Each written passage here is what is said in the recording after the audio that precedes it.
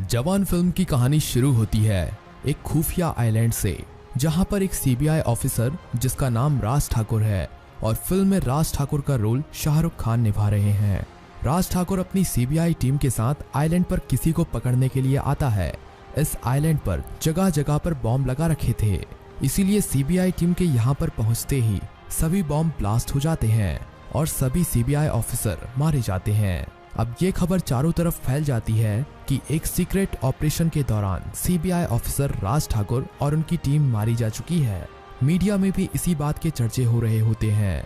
अब फिल्म थोड़ा पीछे जाती है और अब हमें 3 महीने पहले की कहानी दिखाई जाती है कि उसी खुफिया आइलैंड पर एक आदमी है जिसका आधा चेहरा जला हुआ है और वो अपने चेहरे पर पट्टी बांध रहा है, क्योंकि शायद उसके साथ कोई काफी बड़ा हादसा हुआ था जिसकी वजह से उसका आधा चेहरा जल चुका है और ये आदमी किसी हमले की तैयारी कर रहा है। ये आदमी और कोई नहीं राज ठाकुर ही होता है, पर राज ठाकुर तो एक सीबीआई ऑफिसर है और अपनी टीम के साथ सीक्रेट मिशन पर है। तो आइलैंड पर ये दूसरा राज ठाकुर जैसा दिखने वाला आदमी कौन है, ये हमें हमारी आगे की कहानी में देखने को मिलेगा और ये भी पता चलेगा कि ये आदमी इस आइलैंड पर किसी को मारने की तैयारी कर रहा है। ये सब हमें आगे कहानी में पता चलेगा। अब हमें पता चलता है कि राज ठाकुर अपनी सीबीआई टीम के साथ एक मिशन पर काम कर रहा है, पर राज ठाकुर के साथ जो सीबीआई टीम आई थी वो सीबीआई टीम नहीं थी। राज ठाकुर ने अपनी अलग से एक सीबीआई टीम तैयार कर ली है अपने एक मकसद के लिए। राज ठाकुर किसी बड़े आदमी से बदला लेना चाहता है और उसी बदले को पूरा करने के लिए मुंबई पहुंच जाता है और मुंबई में बैठे बड़े बिजनेसमैन और माफिया मैन शंकर से बदला लेना चाहता है। इसीलिए मुंबई में ही राज ठाकुर शंकर से बदला लेने के लिए एक प्लान तैयार करता है। फिल्म में शंकर का रोल विजय सेतुपति निभा रहे हैं।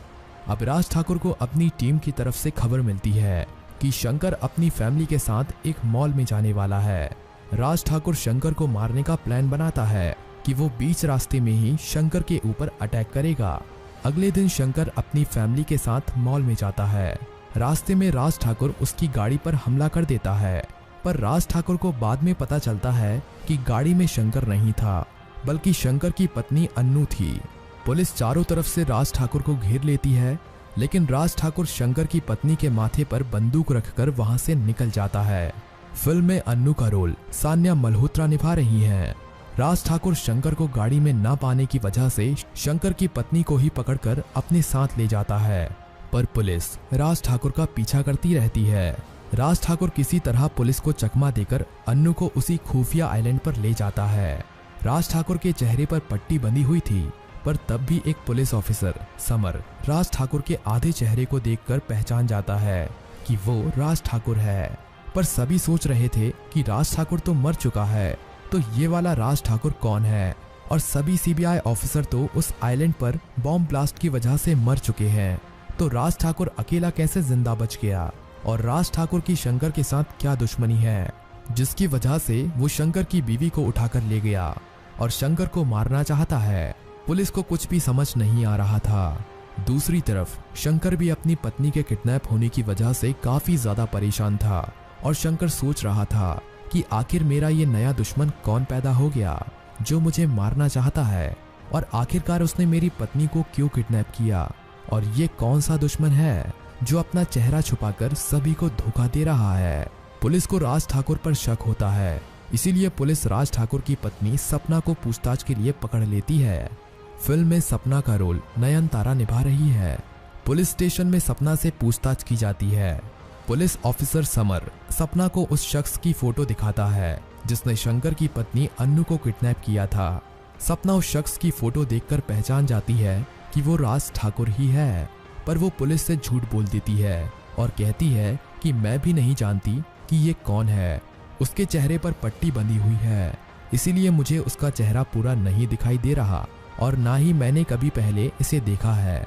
अब हमें यहाँ पर पता चलता है कि शंकर की पत्नी अन्नू को किडनैप करने वाला वो शख्स राज ठाकुर नहीं बल्कि राज ठाकुर का भाई राजा है। राज ठाकुर तो उस खुफिया आइलैंड पर बॉम्ब ब्लास्ट वाले दिन ही मारा जा चुका है। अब हमें यहाँ पर पता चलता है कि शाहरुख खान का फिल्म में डबल रोल है। यहाँ से फिल्म फ्लैशबैक में जाती है और हमें दिखाया जाता है कि आंध्र प्रदेश के एक छोटे से गांव में राजा और राजा नाम के दो जुड़वा भाई अपने परिवार के साथ रहते थे। दोनों जुड़वा भाई काफी समझदार और हिम्मत वाले थे और दोनों भाई घुल मिलकर रहते थे और एक दूसरे को काफी प्यार भी करते थे। धीरे धीरे ये बड़े हो जाते हैं और अब इनकी नौकरी आर्मी में लग जाती है। अब इनकी आर्मी में ट्रेनिंग चल रही होती है। धीरे धीरे करके इनकी ट्रेनिंग भी पूरी हो जाती है और अब इनकी ट्रेनिंग का आखिरी दिन होता है। अगले दिन ये एक आर्मी जवान बनने ही वाले थे। तभी राजा को पता चलता है कि उनकी ट्रेनिंग कैंप के पास माफिया डॉन शंकर बॉर्डर पर ड्रग्स का लेन देन करने वाला है।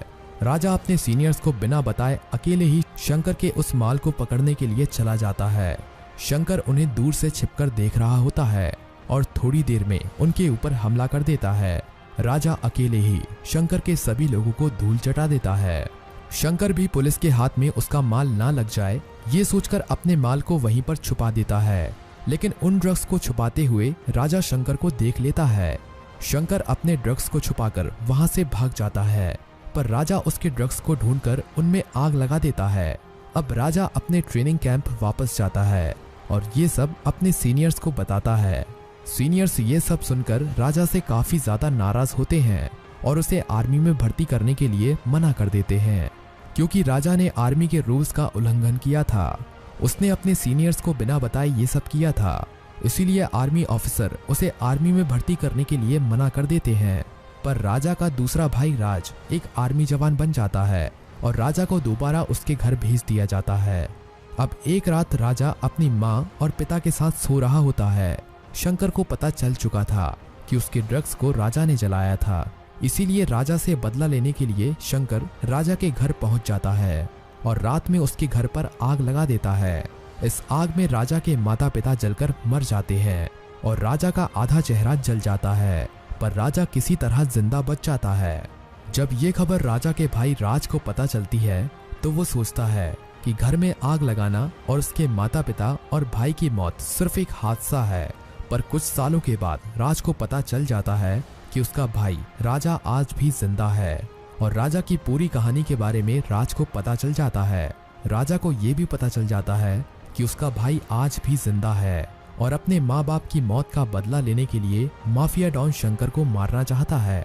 अब तक राज की शादी भी हो चुकी है और ये सब बातें उसने अपनी पत्नी सपना को भी बता दी हैं। अब माफिया डॉन शंकर को भी पता चल चुका है कि सालों पहले जिस राजा को उसने मारा था वो राजा आज भी जिंदा है और उसी खुफिया आइलैंड पर छुपा हुआ है और उसकी पत्नी को भी उसी आइलैंड पर छुपा के रखा है। अब शंकर अपनी पत्नी को छुड़वाने के लिए और राजा को मारने के लिए उस आइलैंड पर अपने सभी लोगों के साथ हथियार लेकर पहुंच जाता है। पर राजा ने शंकर के आने से पहले उस आइलैंड पर बॉम्ब प्लांट कर दिए थे। पर शंकर के पहुंचने से पहले आइलैंड पर शंकर का भाई राज ठाकुर अपनी सीबीआई टीम के साथ राजा को पकड़ने के लिए वहां पर पहुंच जाता है, क्योंकि राज ठाकुर अपने भाई को किसी भी क्राइम को करने से रोकना चाहता था और माफिया डॉन शंकर को कानून की मदद से सजा दिलवाना चाहता था। राजा के बिछाए हुए बॉक्स में शंकर की जगह राज ठाकुर और उसकी सीबीआई टीम मारी जाती है। अब आइलैंड पर माफिया डॉन शंकर पहुंच जाता है और देखता है कि आइलैंड पर पहले ही एक बॉम्ब ब्लास्ट हुआ था जिसमें राजा मर चुका है। शंकर राज ठाकुर की लाश देखकर सोचता है कि राजा भी मर चुका है, पर राजा अंदर ही बैठा हुआ था। जैसे ही शंकर अपनी पत्नी को अंदर लेने के लिए जाता है तभी उसकी मुलाकात राजा से होती है। अभी तक शंकर को ये नहीं पता था कि राजा दो जुड़वा भाई हैं। अब राजा को देखने के बाद उसे पता चल जाता है कि राजा दो जुड़वा भाई हैं और जिसकी बाहर लाश पड़ी है वो दूसरा भाई राज ठाकुर सीबीआई ऑफिसर है। अब शंकर और राजा के बीच में भयंकर लड़ाई होती है और ये बात पुलिस को भी पता चल जाती है कि माफिया डॉन और राजा दोनों एक आइलैंड पर हैं और पुलिस अपनी सारी टीम को लेकर आइलैंड पर पहुंच जाती है। पर अब तक राजा ने शंकर के सभी आदमियों को मार दिया था और राजा अब शंकर को जैसे ही मारने के लिए जा रहा होता है तभी बाहर से पुलिस का एक ऑफिसर माइक में बोलता है कि राजा और शंकर, मुझे पता है तुम दोनों अंदर ही हो, अपने आप को सरेंडर कर दो, नहीं तो हम बाहर से फायरिंग शुरू कर देंगे।